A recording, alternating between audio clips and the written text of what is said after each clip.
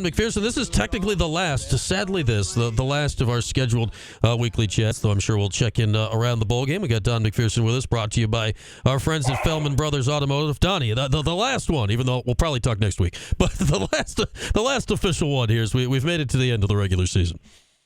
You know what? It's been a great football season, and anyone knows me knows that is not the Christmas music that applies to me. I am more like the Grinch. So if you started with your meeting on Mr. Grinch, right, that would be like me. All right, that is in the rotation here somewhere. The thing is, it's a random rotation, so I got no control over which one pops up.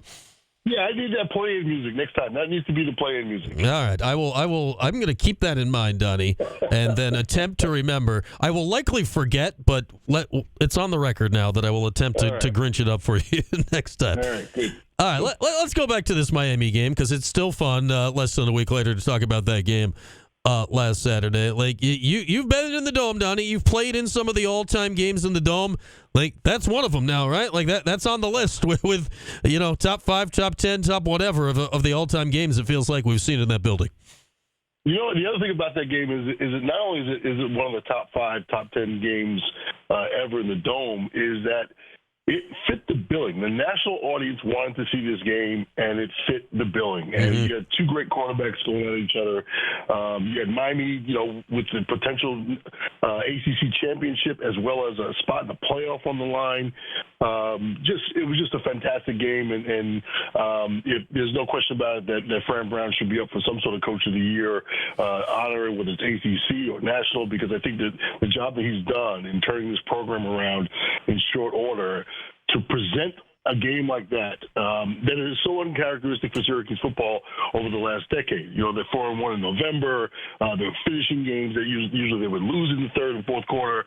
There's just so many ways in which this game exemplified the job that Fran Brown has done, and exactly what the Dome needed was a jolt of excitement in November. Yeah, I mean, it was legitimately the most exciting, action-packed game of the weekend in college football. Like, I mean, you saw, like, Ohio State, Michigan was tense and all that. The final score was 13-10. Like, this game was pandemonium, wild, back and forth, and we saw, I think, a lot of in the game, set aside the tactics, right? We saw a lot of this team once again assuming the personality of their coach, right? Like you're backed into a corner, you're down 21-0, and they're like, yeah, who cares? Here we are. Let's go. I think you're exactly right when you say it's kind of fit the personality of Coach Brown, because he's a guy you never hear him with a doubt word about himself. He's very confident, very self-confident. He presents that all the time. He's very consistent by going back to Dart when he talks about those qualities that he instills every day. And when this team is down 21-0, this team did not flinch, and they were gritty. They just kept fighting. That's the resilience in Dart. That they showed throughout that ball game. And when they went down 21-0, I think a lot of people said, here we go. Miami starts fast. Miami usually ends fast. Miami started fast, and Syracuse, who usually starts fast, was starting slow. And so all of a sudden, everyone felt like this was not going to be the Syracuse day, and they just kept that resiliency, that toughness. And to your point, I think it's exactly the kind of personality that Fran Brown has delivered to his team. Yeah, and it shows you not that you really want to count on it, but 21-point comeback against Miami, largest comeback in school history. 18-point comeback against Virginia Tech. Like it wasn't a fluke, right? It happened multiple times this season. I don't know if we want to plan your year around it, but it's a good tool to have in the bag when you need it. Yeah, and they won some overtime games, and I think those are the kinds of resilience that you want to see in your team. The kind of, again, playing 60 minutes plus is a lot to ask. And I go back, because I don't forget going back. I go back to September when they weren't tackling well, and we were talking about the lack of a preseason and transfers, and you don't know what you have, and you don't know what you have until you look the guy in the eye once he's thrown a few interceptions, and those kinds of things that this team has grown together. To have that right down to the wire, last game of the season, home game against a top 10, number 6 in the country, Miami coming in. I just thought it was a team team that really matured and grew together really, really well during the season. Yeah, and hand in glove to all of that is obviously the season that Kyle McCord has through the regular season anyway, leading the country in passing yardage by a sizable margin. And, he played loose and free in a way that we did not see with him at Ohio State, extremely ironically on the day that they lose again to Michigan. I think, Donnie, I say it'll depend where it goes, right? Like, obviously, if this is the foundation to a run here for Syracuse football, we'll look back even more fondly on it. But, man, for just 1 year, Kyle McCord, I feel he's earned his spot in the history of Syracuse football. Yeah, and we talked about this a couple of weeks ago, is that you can't separate out the fact that this was the first year for Fran Brown and the first year for Kyle McCord coming together, and Coach Brown just giving him the offense. And that allowed him that freedom. And then telling him, remember early season, he wanted him to play like he was playing in the playground. Yep. And so he really he let it fly, as Coach Mack used to say to me all the time, just let it fly. But you can't separate out one other thing, and one other guy whose name definitely needs to be mentioned, and that's Jeff Nixon. Yeah. Because as much as Fran Brown says, okay, it's your team, Jeff Nixon still had to nurture the offense and nurture Kyle McCord to buy into the offensive schemes, to adopt it so much that all the players knew what was going on. And if people in Syracuse might not know this name, but it's the Frank Broyles Award for top assistant coach in college football. I don't think we've had one here, and people need to know that and know what the Broyles Award is, because Jeff Nixon, in my opinion, should win the Broyles Award for having a first-year head coach, first-year quarterback, lead the nation in passing. That's a heck of an accomplishment for Jeff Nixon. I agree with you that he should be in the mix on that, Donnie. Yesterday, the finalists, semifinalists, they put out a list. He wasn't on it. It was like 12, 16 coach. I forget how many coaches are on it. He's not even in the mix. I found that crazy because I think Nixon's been, obviously there's other guys, but I think Nixon had a fantastic year. Without question. And maybe I looked at the wrong list because I thought I saw him on the list as a finalist, so you corrected me. Yeah, but I agree with your sentiment. Like, it feels like he should be in the mix for what he did because, obviously you orchestrate an offense, and it's hand in glove with McCord, but you led the country in passing yards. And I think what impressed me, right, is you could see the adjustments being made during games, right? You could see it during games of them doing tweaks necessary to figure things out as it went along. Absolutely. And to the point about the tweaks, there's a couple of times I've seen, you're watching the game on television, you see Fran Brown going after a coach on the sideline or going after someone.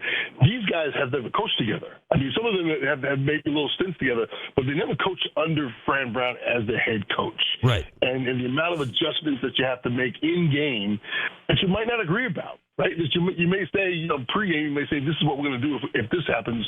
But in games, the coach upstairs may see something that the coach downstairs sees. And so the ability for these guys to communicate and put up the kind of numbers and the kind of productivity that they got out of the offense, that they got out of the Kyle McCord, really is remarkable.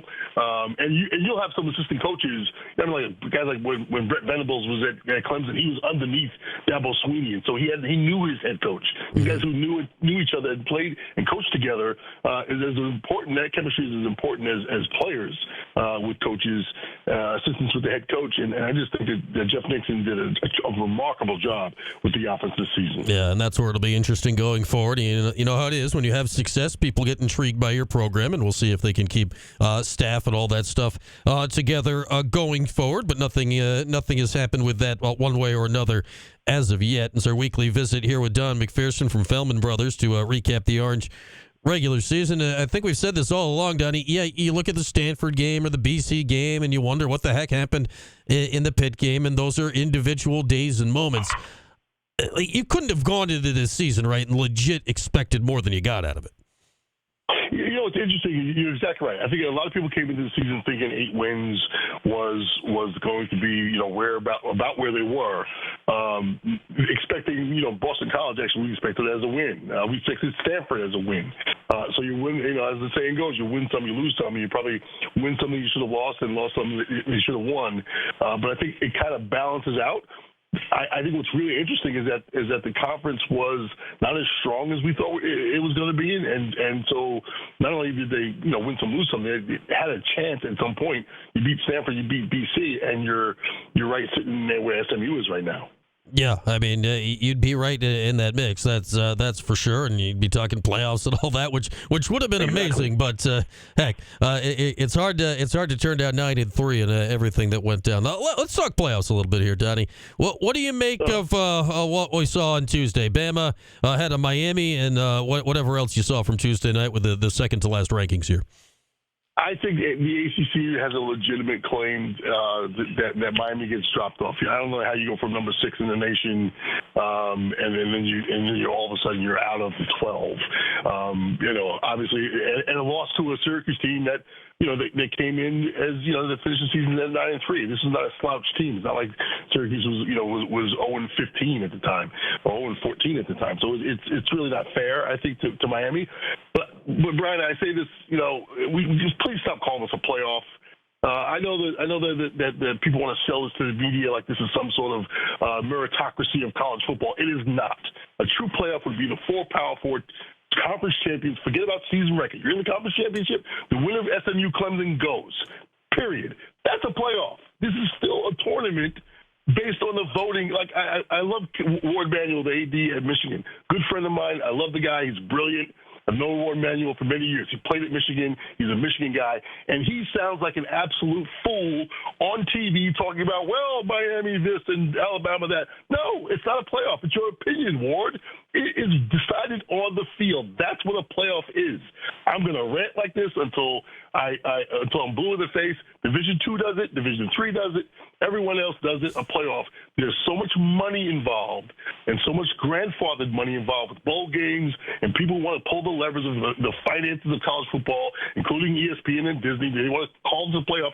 It's not a playoff. It's a tournament with teams selected by other people's opinions, not a playoff of players on the field winning and losing games and advancing. Yeah, period. That's where I find funny about one of the things Ward said the other day, whatever show he was on at the time. They all kind of blend together. But like one of the things is like Alabama's 3-1 against the top 25, or the current top 25, and Miami's 0-1, and the one being Syracuse. It's like, well, the same committee put together the top 25. like you can put and whether and I don't know, Alabama, Miami, I'm kind of whatever on which team deserves to be in, but you're justifying yourself based off yourself. So it's like you're doing whatever you want anyway, and you can make up the evidence to suit the case after the fact pretty easily in that spot. That's exactly right. And by the way, I loved it in the 70s when it was just a bowl game, and at the end of the year, AP and UPI, remember that? They would decide national championships. And then we argued about it for 8 months, and then we went back to work, right? And we went back to being fans again. I love that. I didn't mind that at all because there's just so much great college football, so many teams and schools that are competing. And I go back to this madness that started in 1991 when we had split national championships. I remember when it was Colorado and Georgia Tech one year, and I think it was Washington and Miami another year, whatever the schools were. And then all of a sudden, they were like, how do we get to number one? Well, you couldn't with the bowl system. You just couldn't get to number one with the bowl system because you couldn't have a real playoff. And so they've been messing around with this formula for all these years. And probably the one good thing that comes out of realignment and the fact that we now only have Power 4 conferences is you can actually do a playoff now that you have 4 conferences at the very top. And then everybody else, are going to go to bowls that are not going to matter anymore. That's the other thing. Between transfer portal this time of year, what happened to Florida State last year, when the team got decimated because of transfer, all of a sudden the bowl game didn't matter to anyone. No one shows up for the game. It's an awful game. They play Georgia. It's an awful game. One of the schools that had to back out of a bowl game because they couldn't field a team because they had so many transfers. I think you're going to have bowl games now that are going to start to disappear because there's just going to be no interest in going to see a school that their stars don't play. Yeah, and that's why, Donnie, I'm intrigued to see how Syracuse, and specifically Kyle McCord, approaches whatever bowl game they get into. Kyle's told me he wants to play in the game, but, obviously there's a lot of other considerations that go into it. So I'll be fascinated to see how that all plays out with the quarterback, with the location, with the opponent, and everything we'll find out here in the next week plus. You're exactly right, and I think that's going to be one of those, what was it, 800-pound gorilla or whatever they call that thing that's sitting in the room that nobody wants to talk about, is whether or not, guys like Kyle McCord and other guys that are either looking towards the pros, are looking towards, getting ready for whether or not the ball game is going to be worth it to them. How do you look at a risk reward in that situation? If you're a guy like Kyle, you're probably a back half of the draft guy. Obviously, anytime you step on the football field, getting injured is a possibility. Maybe you could catch people's eye. That said, I don't know if you can catch the eye more than what you did against Miami. If you're in his shoes, how do you weigh everything that goes into this? I think what's different now, when you say to me, Don McPherson, if you're in his shoes, Don McPherson played for Syracuse University, and I was represented by Don McPherson, and maybe my father weighed in here and there. I'm sure Kyle McCord has an agent. I'm sure he has someone who's handling and advising him on financial affairs. Like all these guys in the NIL era, they've got people advising them what's, to your point, risk reward, advising them what's the upside. Are we getting paid for this? Is it part of our package? And if they're not, I mean, that's the way we're going. We can call it whatever you want to call it. It's a semi-professional environment when you have guys who have contracts that are financially based, and if the bowl game's not in that contract, it might not be in his best interest. And he's a businessman, and unfortunately, that's where the game is. And unfortunately, that has to be part of his decision making. And whether or not he wants to play because he wants to be there with his teammates, the guys that he fought with all year long, and be alongside them. But I guarantee you, a lot of his teammates would probably say the same thing. Yeah. Hey, man, it's not worth it for you. Don't put yourself at undue risk. Yeah, that's where I'd like it at this point for the bowl games themselves to toss these guys a little case to go, like, hey, play in the game and help promote the game, and it works out for everybody. But it feels like something that is probably going to happen sooner than later for stuff like this. All right, Donnie, I'm sure we'll talk again when we get closer to the bowl game and we know what's going on. But if it's not prior to Christmas, have yourself a very Grinchy Christmas and holiday season, and I'm sure we'll catch up once we know where Syracuse is playing next, but always good to chat. Absolutely, my friend. All right, there he goes. Our guy. All right, thank you. There's our guy, Don McPherson, as always, brought to us by Feldman Brothers. It's the last of our weekly conversations, but hey, we still got Don's number. We know where to find him. We'll talk when we get closer to the bowl game, for sure. With that, we'll take a break. Phone lines open briefly when we come back at 315-437-7644. Tom Noy talking Notre Dame, top of the hour. Chris Brown talking Bills to follow after that. We're back after this. It's Q Sports Talk and ESPN Radio.